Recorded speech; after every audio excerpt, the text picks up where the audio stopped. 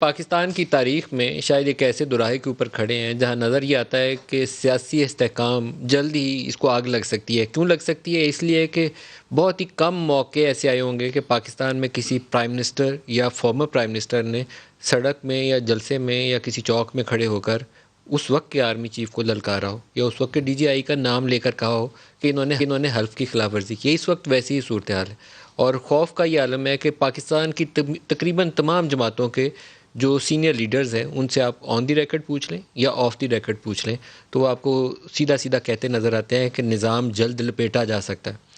آپ کو ایک جھلک دکھاتا ہوں کہ آج قومی اسمبلی کے اندر شاہ محمود قریشی اور آصف انہوں نے آپس میں کیا باتیں کی، پھر آگے چلتے ہیں، دکھائیے گا جی۔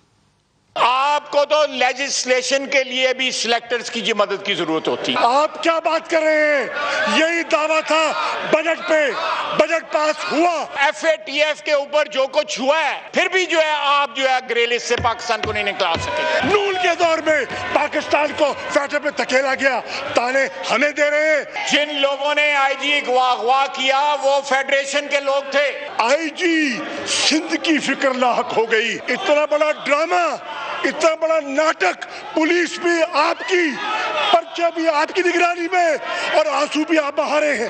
یہ کس کو تماشا دکھا رہے ہیں؟ آپ اس ہاؤس کے تقدس کو پروٹیکٹ کریں، اس کی حرمت کو پامال نہ ہونے دیں ان لوگوں کے ہاتھوں۔ سیٹیاں بجا کے حرمت بحال ہوتی ہے یا پامال ہوتی ہے؟ باتیں ختم ہونے والی ہیں، قصہ جو ہے لپیٹا جا رہا ہے۔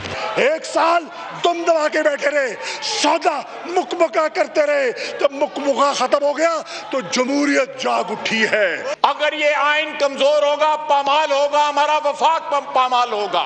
پاکستان کے اداروں کو متنازع کون بنا رہا ہے؟ ہندوستان کی بولیاں کون بول رہا ہے؟